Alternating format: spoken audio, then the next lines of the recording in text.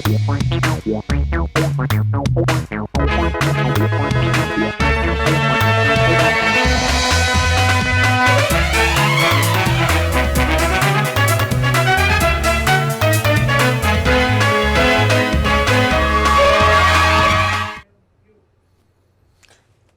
मैं जयेश सोनी और आप देख रहे हैं राष्ट्रीय समाचार।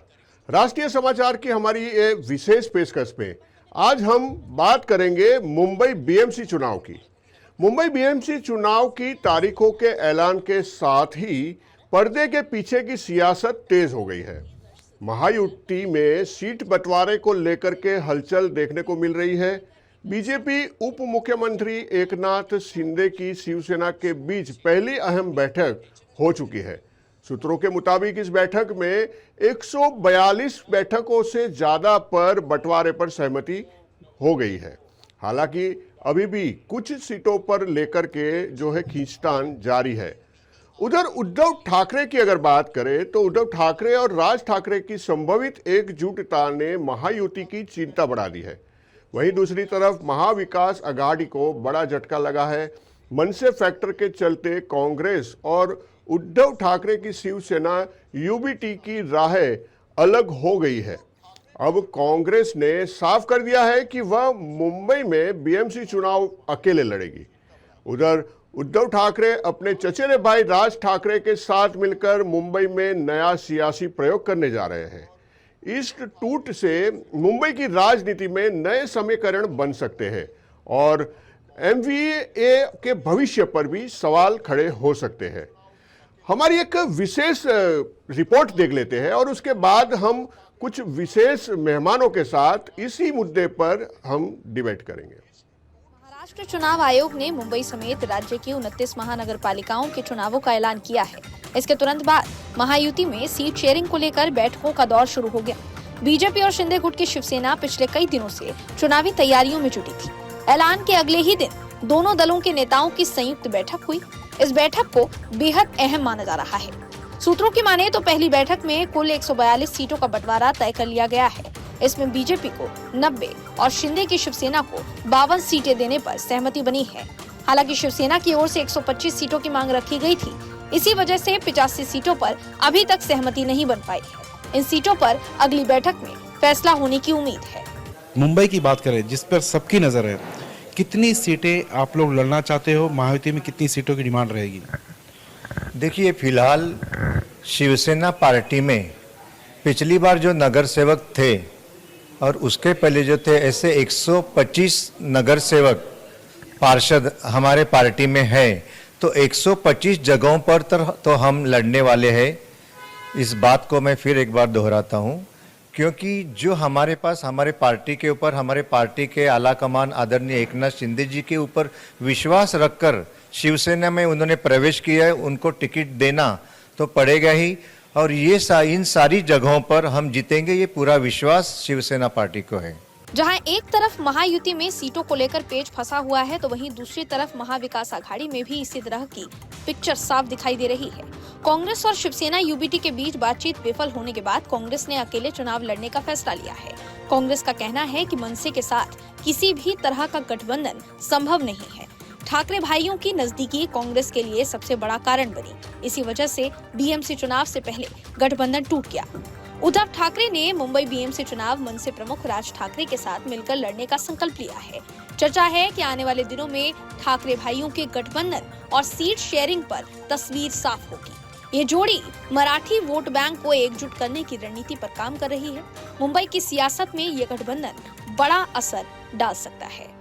उद्धव ठाकरे जी, राज ठाकरे जी अगले कुछ दिनों में एक मंच पर आएंगे और अलायंस की घोषणा करेंगे।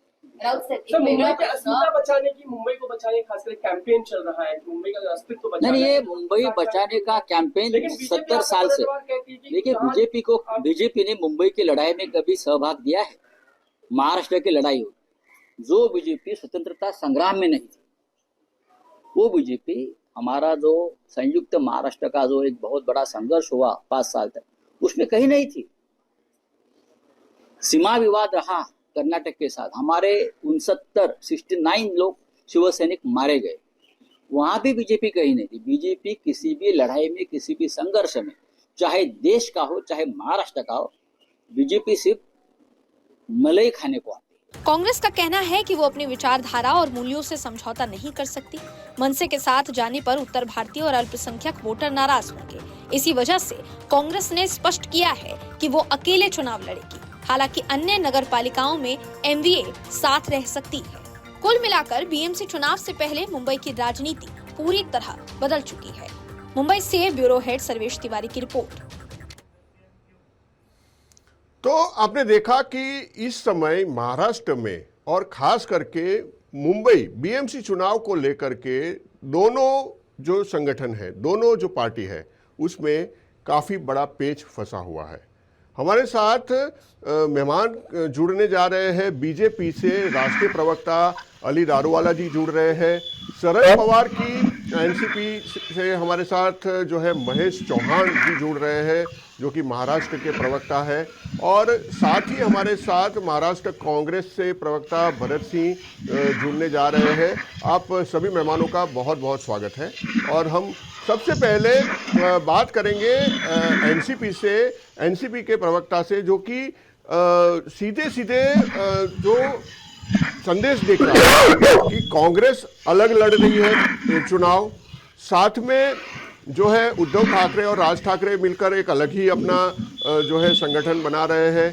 तो एनसीपी का इस चुनाव के दौरान क्या स्टैंड रहेगा, ये जानना बहुत ही दिलचस्प है। तो एनसीपी से हम यही जानना चाहेंगे कि क्या स्टैंड रहेगा। अभी फिर अलग ही चुनाव लड़ेंगे, तो क्या अलग अलग होकर सब लोग चुनाव लड़ेंगे इस बीएमसी के बारे में? देखिए, हमारा प्रयास तो ये है कि सभी सहयोगी दल, वो महाविकास आघाड़ी के, कांग्रेस हो, शिवसेना हो, एक साथ चुनाव का सामना करें, क्योंकि हमारी प्राथमिकता है कि बीजेपी को मुंबई में मेयर बनने या महाराष्ट्र के जितने भी नगर निगम के चुनाव होने वाले हैं, उसमें बीजेपी का सामना करना है। तो उसके लिए हमें सब लोगों को साथ में लड़ना होगा।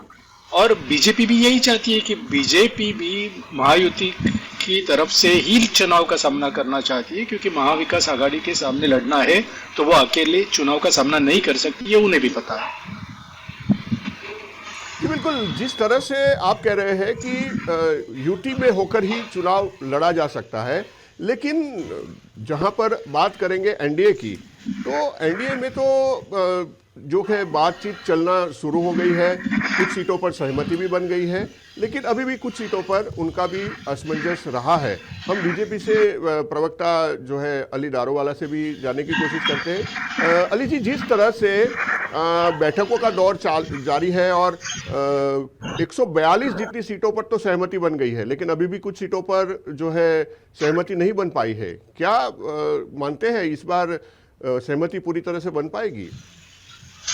नमस्कार प्रवीण जी, आपके माध्यम से मैं जनमानस तक ये बात जो भारतीय जनता पार्टी की जो अंदर मंथन हो रहा है उसके अंदर मैं स्पष्ट करता हूं। जहां पर एक फ्रेंडली फाइट है, जहां पे हमें पता है कि हमारी स्ट्रेंथ कम है, हमारी बाहुबल वहां पर कम है, तो वहां पर हमारे जो मित्र पक्ष है, जैसे कि एकनाथ शिंदे ग्रुप है या अजित पवार जी की राष्ट्रवादी, जहां पर हम लोग ऐसे जगह है सर्वेश, अगर आप देखेंगे जहां पर हमारे पास कैंडिडेट नहीं है, तो वहां पे हमने बिल्कुल ये मानकर सोचकर हमने जहां पर उनका डोमिनेंट है, जैसा आप देखेंगे कोल्हापुर साइड इधर अजित पवार जी का बहुत ब्यूटीफुल स्ट्रॉन्ग होल्ड है, और जब वहां पे बीजेपी पहुंच नहीं सकती तो हमारी एनसीपी जो है अजित पवार, वहां पे 4 कैंडिडेट एनसीपी के खड़े हैं। तो ये जो एक विचार विमर्श है, जो कोऑर्डिनेशन है हमारे अंदर, हम तीनों में, ये जो ट्रिपल इंजन की सरकार है, ये इलेक्शन साथ में सोच समझ के लड़ रही है और स्ट्रेंथ्स को, हमारे गोल्स और हमारे फॉर्म्स और हमारे शॉर्टकमिंग्स को जानकर हम लोग प्रैक्टिकली लोगों के सामने हमारे कैंडिडेट्स पेश कर रहे हैं और उनके ऊपर कैंडिडेट नहीं जा रहा, जिसका जो एरिया में डोमिनेटिविटी है वो कोई भी पार्टी का हो, हमारे तीनों में से हम उनको प्राधान्य दे रहे और देते रहेंगे। और 2 दिन के अंदर इसके ऊपर 100% शिक्कामोर्तब होने जा रहा है। सहमति बनने का पूरे आसार है और ये जो है विरोधी दल के भी नेता है उनका भी यही कहना है कि संगठित होकर ही एक दूसरे के सामने लड़ना महाराष्ट्र के लिए उचित होगा। कांग्रेस का भी पक्ष हम जान लेते हैं कि जिस तरह से जो है भरत सिंह जी, कांग्रेस ने अपना स्टैंड क्लियर कर दिया है कि महाराष्ट्र में कांग्रेस अलग से ही चुनाव लड़ेंगे, क्योंकि जो उद्धव ठाकरे, राज ठाकरे का जो मेल आपको लग रहा है कि वो हानिकारक हो सकता है। क्या इसके अंदर आप खुलकर ये बता पाएंगे, क्या इसके अंदर आपत्ति हो सकती है कांग्रेस को? देखिए सोनी जी, दो तीन बातें हैं। पहले तो ये कि महानगर पालिका का चुनाव जो है वो स्थानीय स्तर पे लड़ा जाता है और स्थानीय स्तर पे होने के नाते एक हमारी बड़ी पार्टी होने के नाते कांग्रेस पार्टी तो बड़ी पार्टी है और उसमें कार्यकर्ता भी बहुत ज्यादा है, तो कम से कम स्थानीय अगर देखा जाए तौर पे तो स्थानीय कार्यकर्ता को अगर मौका अब नहीं दिया जाएगा तो फिर कब दिया जाएगा? विधायकी तो लड़ते नहीं, सांसदी तो लड़ते नहीं, बेचारे कम से कम जो गली में और कूचे में काम करने वाले कार्यकर्ता गली गली जाके अपने लिए, हमारे पार्टी के लिए वोट मांगते हैं और वो इच्छा रखते हैं कि चलिए महानगर पालिका का चुनाव कम से कम लड़ा जाए। तो उसके लिए जरूरी ये था कि हम जो है अपने दम पे चुनाव लड़े और इसी वजह से जो है हमारे जो अध्यक्ष है मुंबई की, उन्होंने भी ये अनाउंस किया। उसके बाद में हमारे जो बड़े नेता महाराष्ट्र या मुंबई के हैं, उन्होंने सब लोगों ने बैठ के तय किया कि महानगर पालिका का चुनाव हमें अपने दम पे लड़ना चाहिए, क्योंकि ये कार्यकर्ताओं की भावना थी। दूसरी चीज, मन से एक फैक्टर है और ये फैक्टर इस वजह से है कि जो पिछला अनुभव कांग्रेस पार्टी या महाराष्ट्र में उत्तर भारतीयों के साथ में जो घटित हुआ, वो सब ध्यान में रखते हुए हम लोगों ने एक प्लानिंग ये किया कि प्लानिंग मतलब ये है कि भाई जब कोई मारपीट वाला रास्ता अपनाएगा, धमकाएगा, तो उसके साथ जाने से कम हमारे समाज के लोग जो है वो नाराज रहेंगे। तो ये भी एक वजह है कि कम से कम जो है इस तरह के लोग जो हिंसा में अगर अपनी बात रखना चाहते हैं तो उनके साथ नहीं जाना चाहिए, क्योंकि एक वोटर जो होते हैं उनकी भावनाओं को भी समझना चाहिए। एक तो जनता का, दूसरा जो है हमारे कार्यकर्ताओं की भावना। साथ में आप ये कह रहे थे कि महाविकास आघाड़ी खत्म हो जाएगी, नहीं, ऐसा नहीं है। यह स्थानीय तौर पे स्थानीय चुनाव है। स्थानीय चुनाव में इस तरह से सभी कार्यकर्ताओं को मौका मिलना चाहिए और हर पार्टी को बढ़ाने का जो है वो ताकत शुरू जो होता है वो स्थानिक तौर पे होता है। वो जो है आप देखिएगा एक नगर सेवक कारपोरेशन या जिला पंचायत या पंचायत चुनाव से होता है, तो वहां पे तो कम से कम जो है स्थानिक कार्यकर्ताओं को और जो काम करने वाले वर्कर है उनको तो मौका मिलना चाहिए। तो ये सारी चीजों को हम समझ के जो है आगे बढ़े हैं और इसी लिए हमने ये कहा कि भाई जो है हम अभी जो है चुनाव अपने दम पे लड़ेंगे। जी बिल्कुल, स्थानीय जो कार्यकर्ता है उनको मौका मिलना चाहिए, ये बात बिल्कुल सही है। और लेकिन स्थानीय स्तर पर संगठन की जो स्थिति होती है और कहाँ पर किसकी मजबूती है, किसकी ज़्यादा होल्ड है, उसी के आधार पर जो है उम्मीदवार तय किए जाते हैं और उसी के आधार पर चुनाव जीते जाते हैं। लेकिन यहाँ पर कुछ बात अलग है। हम महेश जी से भी बात कर लेते हैं कि जिस तरह से अभी जो है हमारे कांग्रेस के जो मित्र हैं उन्होंने कहा कि उनका जो स्टैंड है ये है कि भाई स्थानीय जो कार्यकर्ता है उनको मौका मिलना चाहिए, क्योंकि बड़े चुनावों में तो सभी कार्यकर्ताओं को मौका नहीं मिलता है। लेकिन महेश जी एक चीज़ बताइए कि अभी भी आप आश्वस्त है कि संगठन से ही आप महायुति जो आपकी है उसी के तहत ये चुनाव हो, ऐसा आपका मानना है। लेकिन अगर मान लीजिए कि आपसी सहमति नहीं हो पाई तो फिर आपका एनसीपी का जो कि एक बहुत बड़ा वहाँ पर होल्ड है मुंबई महाराष्ट्र में, तो क्या स्टैंड रहेगा? क्योंकि स्टैंड तो अब बहुत जल्द क्लियर करना पड़ेगा, नहीं तो फिर आने वाले दिनों में तो उम्मीदवारों की घोषणा वगैरह करना पड़ेगी। नहीं, बिल्कुल। प्रयास तो हमारे यही है कि महाविकास आघाड़ी सब सहयोगी दलों को लेकर इस चुनाव का सामना करे एक साथ। अगर इसमें कोई कांग्रेस या शिवसेना नहीं आना चाहती तो फिर हमें दूसरा पर्याय नहीं है, फिर हमें हमारे सभी उम्मीदवारों को, हमारी उतनी तैयारी है, उतने उम्मीदवार हमारे हैं, हमारे बहुत सारे उम्मीदवारों की बैठकें हो रही है। कल ही हमारे महाराष्ट्र के प्रदेश अध्यक्ष शशिकांत शिंदे साहब ने बैठक ली है। वो जितने भी उम्मीदवार इच्छुक हैं उनके साथ बातचीत हुई है और हम लोग चुनाव का सामना करेंगे। लेकिन हमारा प्रयास बिल्कुल अभी भी जारी है कि ये महाविकास आघाड़ी की तरफ से ही इस चुनाव का सामना करें, क्योंकि अगर मुंबई का विकास करना है और बीजेपी को सत्ता से दूर रखना है तो महाविकास आघाड़ी के नाते इस चुनाव का सामना करना चाहिए, ऐसा हम मानते हैं।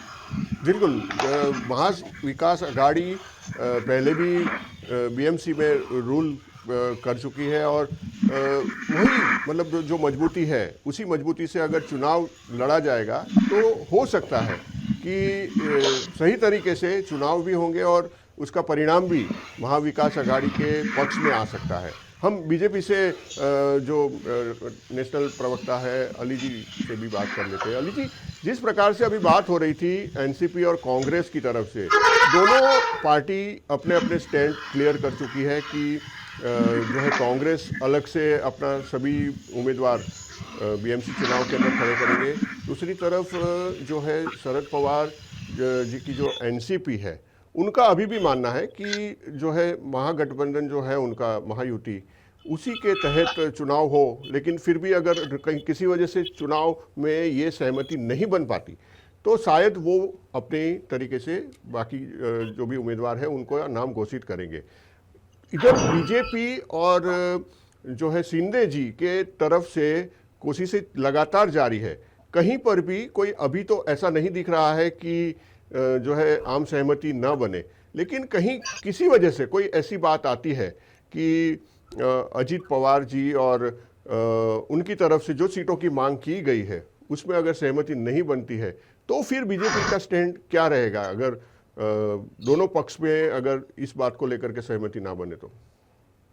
देखो, इलेक्टोरल कैंडिडेट का जो इलेक्टोरल मैंडेट है, जो एरिया के अंदर जो कैंडिडेट का एक पकड़ है, वो पकड़ अगर वो हमारे भले पक्ष से नहीं है, अगर हमारे मित्र पक्ष से है, तो वहां पर हम लोग एक जिद और वो एक बचपना और वो ऐसा कोई भी काम इतने मैच्योर है यहाँ पे देवेंद्र जी, एकनाथ जी और अजीत पवार जी, ये लोग का इतना ज्यादा योगदान और इतना ज्यादा सीजन्ड है ये लोग राजकारण में।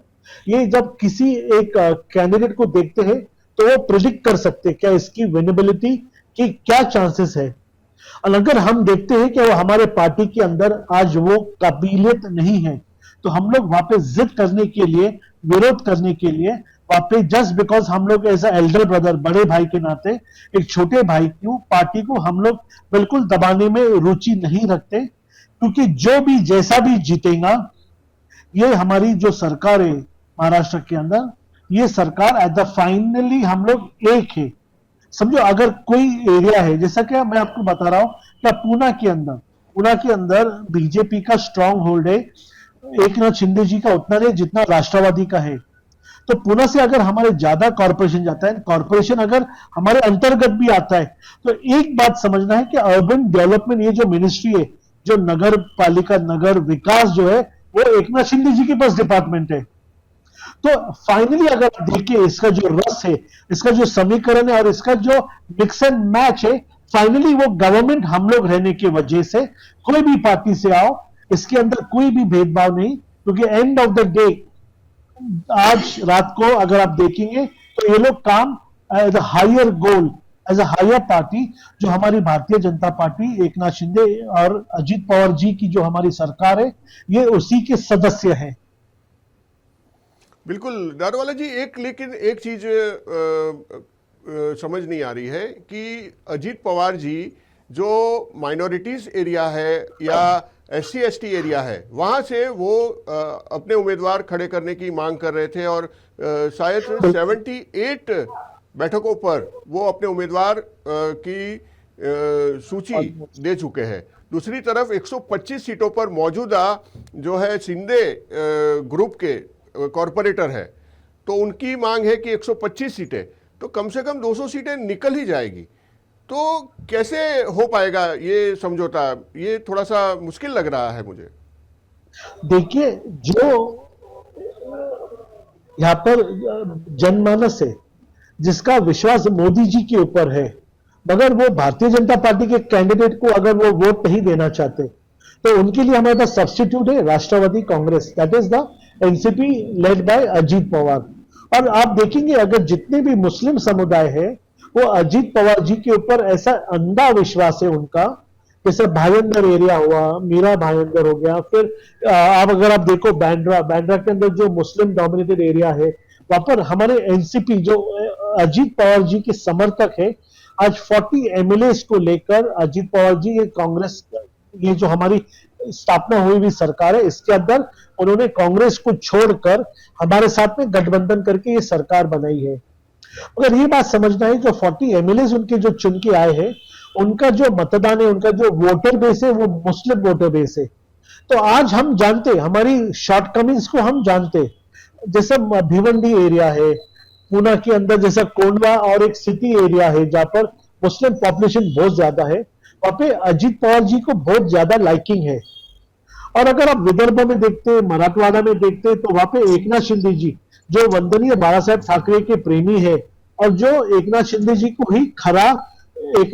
को ही खरा शिवसेना मानते हैं और बाला साहेब ठाकरे जी का जो सपना हिंदुत्व का ये आगे लेके जाने वाले जो वारसा वो एकनाथ शिंदे जी में देखते हैं। उनका मराठा बेस जो है इतना स्ट्रांग है जहां पर हम लोग नहीं पहुंच सके। कोई ऐसी कोई लॉबीज है जो हकीकत में बीजेपी को ये ब्राह्मण की पार्टी कहते हैं, तो वहां पे उनके लिए एक ऑप्शन है, दैट इज एकनाथ शिंदे जी। तो आप देखेंगे जो इतना ब्यूटीफुल समीकरण देवेंद्र फडणवीस जी, अमित शाह और नरेंद्र मोदी जी ने जो महाराष्ट्र का जो समीकरण किया है, ये जो वोट का एक विक्ट्री हैट्रिक जो कहते हैं ना, ये हैट्रिक को हम लोग यहाँ पे दर्ज करने जा रहे हैं। और ये समीकरण ये इतना सेंसिबल और इंटेलेक्चुअल तरीके से हमारी पार्टी ने करी है और जो कैंडिडेट्स हमने जो जनमानस को दिया है उनके दिलों को छूने वाले कैंडिडेट्स हमने दिए हैं और वो लोग उनको मतदान देने के पहले 2 बार भी सोचेंगे नहीं और इनको सुपर विक्ट्री, मैं कहता हूं 13 म्युनिसिपल कॉर्पोरेशंस में से ऑल 13 म्युनिसिपल कॉर्पोरेशंस ये हमारी सरकार को मिलने जा रहे हैं। बिल्कुल बिल्कुल नारावाला जी, ये जो आपने कैलकुलेशन जो बताया है उस कैलकुलेशन के हिसाब से अगर बंटवारा होता है तो ज़रूर से ये संभव हो जाएगा। हम भरत सिंह से भी बात कर लेंगे क्योंकि भरत सिंह जी, जिस तरह से आप सारी सीटों पर चुनाव लड़ेंगी कांग्रेस पार्टी ऐसा बता रहे हैं, तो क्या ये नहीं लगता है कि जिस तरह से मनसे और शिवसेना उद्धव ठाकरे ग्रुप और उसकी दूसरी तरफ एनसीपी, अगर सब लोग अलग अलग से चुनाव लड़ेंगे तो इसमें आप किसका फायदा देख रहे हैं? क्या ये कांग्रेस के लिए सही रहेगा ये फैसला? कांग्रेस पार्टी हमेशा मजबूत थी, है और आगे भी रहेगी। मैं दारूवाला जी जो भाजपा के प्रवक्ता हैं उनकी बातों पे आता हूं। वो कह रहे थे कि काबिलियत की बात कर रहे थे कि जिसकी काबिलियत है उसको उतनी सीटें मिलेगी। इसी वजह से शायद अजीत पवार को आप लोगों ने बाहर कर दिया क्योंकि उनकी काबिलियत नहीं है। शायद हो सकता है यही वजह है क्या दारूवाला जी कि आपने अजीत पवार की पार्टी को दरकिनार कर दिया, दूध में पड़ी मक्खी के जैसा निकाल के उनको बाहर कर दिया। मुंबई महानगर पालिका में उन्होंने, अगर जिस तरह से सोनी जी आप बता रहे हैं कि 60-70 सीट उन्होंने मांगा है, 48 सीट उन्होंने मांगा है और 125 सीट जो है वो शिंदे जी ने मांगा है, तो अगर वो देखने जाएं तो वो 200 सीट हो गई। तो क्या 27 पे भाजपा लड़ेगी क्या? यहां तो गठबंधन में हम तो अकेले लड़ रहे हैं, लेकिन जो एनडीए की बात करते हैं, महायुति की बात करते हैं, तो जितना सर फुड़ौल वहां पे हो रहा है आप देख रहे हैं। 55 सीट से ज्यादा जो है शिंदे को देने के लिए भाजपा तैयार नहीं है। अजीत पवार जी को उठा के अलग कर दिया गया है। क्यों अजीत पवार जी को आपने उठा के अलग कर दिया? और अजीत पवार जी को उठा के अलग करने के बाद सोनी जी ये कहते हैं कि नहीं हम तीनों जन एक हैं, हम तीनों मिलके लड़ रहे हैं। कहां मिलके लड़ रहे हैं? या तो महाराष्ट्र जो है मुंबई की जनता को आप धोखा दे रहे हैं, मुंबई के वोटर्स को आप धोखा दे रहे हैं, चाहे वो मुस्लिम समाज हो, चाहे वो मराठी समाज हो, चाहे उत्तर भारतीय समाज हो, आप सबको धोखा दे रहे हैं। आप ये खुल के बताइए ना कि आपने अजीत पवार को क्यों अलग किया। आपको खुल के बताना चाहिए महाराष्ट्र, मुंबई की जनता और महाराष्ट्र की जनता को कि आपके पास वो काबिलियत वाले नेता नहीं है क्या? क्या अजीत पवार अब काबिलियत नहीं बची है क्या? क्या वो एक भी नगर सेवक उनका चुन के इस मुंबई सिटी में नहीं आ सकता है क्या? आप जो है क्या छुपा रहे हैं ये तो बताइए ना महाराष्ट्र और मुंबई की जनता को कि अजित पवार जी को आपने अलग क्यों किया? दूसरा, शिंदे जी 125 सीट मांग रहे हैं, 125 नगर सेवक बता रहे हैं कि हमारे पास तो आए हुए हैं, आयात किए हुए हमारे पास 125 नगर सेवक। आप उस 125 नगर सेवकों के साथ क्या शिंदे जी धोखा देने वाले हैं क्या? अगर 50-60 सीट अगर शिंदे जी को मिलती है, जो उनको विश्वास करके उनकी पार्टी में गया, ज्वाइन किया, क्या उसके साथ शिंदे जी नाइंसाफी करेंगे? क्या शिंदे जी उनको धोखा देंगे और ये कहेंगे कि मैं मजबूर हो गया, मैं मजबूत नहीं हूं, मजबूर हूं क्योंकि मैं दिल्ली से लेके गली तक जो है वो छान मारा लेकिन मेरी कोई बात ही नहीं सुन रहा है? फिर क्या एक बार नाराज होकर अपने गांव चले जाएंगे क्या? तो आप जो है एक बार देखिए कि महायुति में किस तरह से घमासान मचा हुआ है। हमने तो पहले से ही क्लियर किया है ना कि भाई हम चुनाव अपने दम पे लड़ रहे हैं, हम कांग्रेस पार्टी अपने दम पे लड़ रही है और हमारे साथ जो भी पार्टी हमारी आइडियोलॉजी को मानता है वो हमारे साथ रहेगा। शरद पवार जी के साथ हमेशा हमारा गठबंधन रहा है। शरद पवार जी बड़े नेता है इस देश के, महाराष्ट्र के नहीं, इस देश के बड़े नेता है और शरद पवार जी हमारे साथ हमेशा मिलके लड़े हैं। अब हमारे जो बड़े नेता है, मुंबई और महाराष्ट्र के जो बड़े नेता है, वो बैठ के तय करेंगे शरद पवार जी हम लोग मिलके कि कितने सीटों पे कहां कौन लड़ेगा, हम लड़ेंगे मिलके। लेकिन जो है महागठबंधन, फिर मैं कह रहा हूं कि महागठबंधन में सब कुछ ठीक है और हम चुनाव के बाद फिर से हम एक हो जाएंगे। हम तो जो महागठबंधन बना था, इंडिया गठबंधन जो बना हुआ है वो लोकसभा और विधानसभा के लिए बना हुआ था, महानगर पालिका के लिए नहीं बना था। मैं फिर से कहूंगा कि जो कार्यकर्ताओं की इच्छा थी, भावना थी, उसके लिए हम लोगों ने सर्वे किया। एक एक कार्यकर्ताओं के, मुंबई के कार्यकर्ताओं को बुला के पूछा गया, चाहे वो जिला अध्यक्ष हो, ब्लॉक अध्यक्ष हो, सेक्रेटरी, जनरल सेक्रेटरी, जितने भी लोगों को बुला के पूछा गया और उनसे जो है विचार विमर्श करने के बाद हमने ये तय किया कि हमें चुनाव में अकेले जाना चाहिए, क्योंकि कार्यकर्ता जो होता है उसे ये उम्मीद हमेशा लगी रहती है कि महानगर पालिका के चुनाव में हम भी अपनी तैयारी करें और मजबूती के साथ उतरे। तो अपने संगठन को और अपने कार्यकर्ताओं को मजबूत करने के लिए, पार्टी को मजबूत करने के लिए हम लोगों ने ये तय किया है कि 227 सीट पे हम जो है चुनाव अकेले लड़ेंगे। बिल्कुल बिल्कुल भरत लेकिन सिंह जी, भाजपा को आपकी जो बात है वो समझ में आती है कि भाई चलिए आप कार्यकर्ताओं की बातों का सम्मान किया है और आप अलग से सारी सीटों पर चुनाव लड़ने की बात कर रहे हैं दारूवाला जी, लेकिन ये गंभीर बाबत इन्होंने भी पॉइंट आउट की है, भरत सिंह जी ने भी, कि किस तरह से ये संभल पाएगा पूरा। बहुत ही मुश्किल लग रहा है, जिस तरह से आप बात कर रहे हो उतना आसान तो फिर भी नहीं लग रहा है।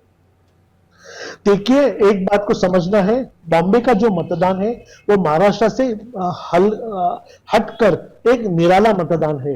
बॉम्बे की जो एक स्टॉलवर्ट वोटर्स है, बारिंग द मुस्लिम पॉपुलेशन, अगर आप देखेंगे तो वो वंदनीय बाला साहेब ठाकरे के आज भी कट्टर समर्थक है और वो जो समर्थक है उनका विश्वास केसरिया, उनका विश्वास मराठा, उनका विश्वास यहाँ पर सनातन, राम मंदिर, काशी विश्वनाथ और कृष्ण जन्मभूमि के ऊपर है। और जो भी ये एजेंडा को लेकर चलेगा, भले वो कोई भी पार्टी से हो, वो पार्टी ही सत्ता में आएंगी और उन्हीं को ये वोट मिलेगा। भले अगर 30 इयर्स की सत्ता, अगर वो 30 इयर्स की सत्ता अगर माननीय उद्धव जी को और राज जी को भी अगर बाजू रखना पड़े, क्योंकि उनकी विचारधारा के अंदर, उनकी विचार सरणी के अंदर अगर डाइल्यूट हुआ है, उनके इसके अंदर अगर रिलीजन डाइल्यूट हुआ है और सनातनी का जो प्रेम है वो अगर डाइल्यूट हुआ है, तो बॉम्बे की जनता उनको उठा के बाजू में रखेंगी और बोलेंगे 30 साल आपने जो किया, शुक्रिया, आ रहा हूं वहां पे।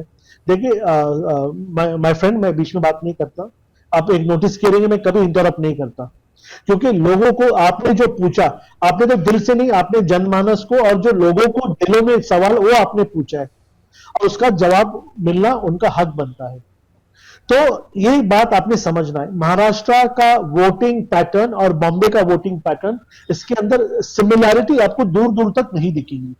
मगर यहां पर आप जो कह रहे हो, क्या एनसीपी की जो हमारी अजीत पवार जी है उसको आपने उठा के बॉम्बे में अलग रखा है, और उनके बारे में क्या, उनको आपने दूध में से मक्खी के जैसे निकाल के बाहर रखा। अजीत पवार ये जो फैक्शन है हमारे साथ, माननीय अजीत पवार फैक्शन जो है, इतने इंटेलेक्चुअल नेता माने जाते हैं। आज सर एक नगर सेवक या एक एमएलए को अगर कोई पार्टी, पॉलिटिकल पार्टी अगर उसको जिता के लाती है तो उसको हम लोग सल्यूट करते हैं। अजीत पवार जी की जो स्ट्रेंथ है, आज 40 एमएलए और इतने मेंबर ऑफ पार्लियामेंट उनके पार्टी से अजीत पवार जी को एंडोर्स करके लोगों ने जो उनको मतदान किया है, उसके बारे में आप लोग इतनी हल्की बात नहीं कर सकते। मगर एट द सेम टाइम आप लोग कर रहे हैं दारूवाला जी, आप लोग कर रहे हैं, आप लोगों ने उनको उठा के बाहर किया है। आप कैसा बात कर रहे हैं? महाराष्ट्र की जनता ने 40 अगर उनको विधायक दिया है, सांसद दिया है, तो आप लोगों ने उनको उठा के बाहर किया है। कांग्रेस पार्टी और शरद पवार जी ने, उद्धव ठाकरे जी ने नहीं किया है। मैं कहने जा रहा हूं, आप मेरे लिए बात मत करिए सर, बीजेपी के लिए मैं बात करना चाहता हूं। हमने क्या किया? बीजेपी के लिए बात करो, बीजेपी से पूछ रहा हूं तो बीजेपी भागने लगती है, वो आए बाय साए बात करने लगती है। 1 आवर का डिबेट है सर, आप ये सवाल 3 बार पूछ सकते हैं, मैं आपको 4 बार जवाब दूंगा। अजीत पवार जी की जवाब तो ऑथेंटिक होना चाहिए ना, जवाब सही होना चाहिए। आप जवाब दे ही नहीं रहे हैं। दारूवाला जी को बात कर लेने दीजिए, वो आप ही का जो सवाल है उसी का जवाब दे रहे हैं, उनको बात कर लेने दीजिए। हम लॉजिक लेकर आते हैं, देखिए ना, आप लॉजिक लेकर आते हैं तो ये लोग इसको एब्जॉर्ब इसलिए नहीं करते क्योंकि सच, ये लोग लोगों को जाने से आवाज को दबाते हैं। 60 साल तक मुसलमानों की आवाज को दबाए। अब भारतीय जनता पार्टी की जो फाइनल जो फ्लैगशिप प्रोग्राम्स नीचे जाने से ये लोग रोके, चलो कोई बात नहीं। Let us come to Ajit Pawar. Ajit Pawar ji की जो एनसीपी है, उनकी जो स्ट्रेंथ है ये हमको मालूम है। ये आज अगर हमारे साथ भी है, अगर इनकी जो वोटर्स है वो ऐसी कम्युनिटी से आते हैं वो जो कॉस्मोपॉलिटन कहलाते हैं। तो बॉम्बे के अंदर अगर अजीत पवार जी इंडिपेंडेंटली अगर हमसे हटकर भी अगर वो नेता देते हैं और इलेक्टोरल कैंडिडेट्स देते हैं, वो अगर जीतते हैं, क्योंकि एक विशेष समुदाय जो है वो आज भी हमारी सनातनी विचारधारा से नहीं जुड़ा या इंप्रेस नहीं हुआ, या हम उनको समझाने में नाकाम हो चुके हैं। मगर ये अजीत पवार जी का जो रिएक्ट करने का समझ, जो अजीत पवार जी का एक जो शरद पवार कांग्रेस का एक जो बोलते ना, we are very non communal, we are with all the religion, ये आप भी उनकी छवि है। तो वी आर वेरी कॉन्फिडेंट अगर हम लोग अजीत पवार जी को फ्री हैंड देते, जो आपने लैंग्वेज किया ना, हमने निकाल के बाहर फेंक कर दिया, निकाल दिया, नहीं, हमने अजीत पवार जी को फ्री हैंड दिया है। आप जाइए, आपके कैंडिडेट्स को वहां पर इलेक्शन के लिए खड़ा करिए, make them stand for elections, और अगर वो जीतते हैं, अगर जनमानस उनको चुनता है, at the end of the day Ajit Pawar ये गठबंधन के एक अहम नेता है, डेप्यूटी सीएम ऑफ महाराष्ट्र है, वो हमारे एसेट है। माइंड यू, ये राजकारण यहाँ पे खुल के हम आपके सामने नहीं बता सकते, या यू कैन एक घंटे का डिबेट है सर ये। यहां पर आप देखिए, अजीत पवार जी इज अ वेरी टॉल, मैंने कहा वेरी रिस्पेक्टेड, वेरी टॉल नेता। और जो मेन ट्विस्ट है, वो ट्विस्ट मैं आप कहता हूं कि यहां पर एक ऐसी चर्चा को उड़ान मिला है, क्या लोग कहते हैं कि Sharad Pawar ji can merge back with NCP and can the two chacha bhatija become one. आपने वहां पर ध्यान देना चाहिए। यहाँ पे आप टिकट बांटते रह गए और आपके जो मेन अलाय है शरद पवार जी, जो तुतारी कहलाती है महाराष्ट्र में, वही आपका साथ छोड़ के हमारे साथ आ गए। ये बहुत बड़ा एक उत्थान मिला है, ये चीज पे आपने गौर करना चाहिए कि शरद पवार जी भी हमारे साथ में गठबंधन में आ गए। 10 सेकंड मुझे दीजिए ना जी, प्लीज कैरी ऑन। बिल्कुल बिल्कुल। तो आज का हमारा जो ये विषय था वो यही था कि महाराष्ट्र बीएमसी चुनाव को लेकर के जो तमाम पार्टियां हैं उनकी क्या तैयारियां हैं और किस तरह से जो सीटों को लेकर के बंटवारे की बात हो रही है। हमारे साथ 3 मेहमान जुड़े थे और तीनों मेहमानों को हम धन्यवाद करते हैं। शरद पवार एनसीपी पार्टी से हमारे साथ जुड़े थे महेश चौहान जी, और साथ में ही बीजेपी से राष्ट्रीय प्रवक्ता अली दारूवाला जी जुड़े थे और महाराष्ट्र कांग्रेस के प्रवक्ता भरत सिंह हमारे साथ जुड़े थे। तीनों का हम धन्यवाद करना चाहते हैं क्योंकि समय की बहुत पाबंदी है, इसलिए हम इस कार्यक्रम को यहीं पर रोकेंगे और फिर से हम आपसे संपर्क करेंगे, अन्य विषयों पर हम बात करेंगे। तो जैसे आपने देखा कि महाराष्ट्र के अंदर आने वाले दिनों में जो बीएमसी चुनाव होने जा रहे हैं उसको लेकर के अभी बहुत ही ज़्यादा जो है सरगर्मियाँ बनी हुई है और ये इलेक्शन इसलिए भी ज़्यादा महत्वपूर्ण है कि बीएमसी जो है वो देश की सबसे बड़ी बजट के साथ चलने वाली एक महानगर निगम है और इस नगर निगम पर जो है सत्ता हासिल करना हर पार्टी का महाराष्ट्र के अंदर जोर रहता है और आने वाले दिनों में ये चुनाव कितने दिलचस्प होंगे वो देखना बहुत ही महत्वपूर्ण रहेगा क्योंकि ये अभी तक तय नहीं हो पाया है कि जो गठबंधन महाराष्ट्र के अंदर दोनों बड़े गठबंधन जो है वो कैसे इस चुनाव में उतरेंगे, कितनी सीटों पर चुनाव लड़ेंगे और कौन कौन इस चुनाव को जीतेगा और सरकार वहां पर किसकी बनेगी। ये सारे सवालों के जवाब हमें आने वाले दिनों में मिल जाएंगे। तो ऐसे ही सारे अपडेट्स के साथ हम आपसे फिर मुलाकात करेंगे। तब तक के लिए आप हमारे साथ जुड़े रहिए और इस कार्यक्रम को हम यहीं समाप्त करते हैं। नमस्कार।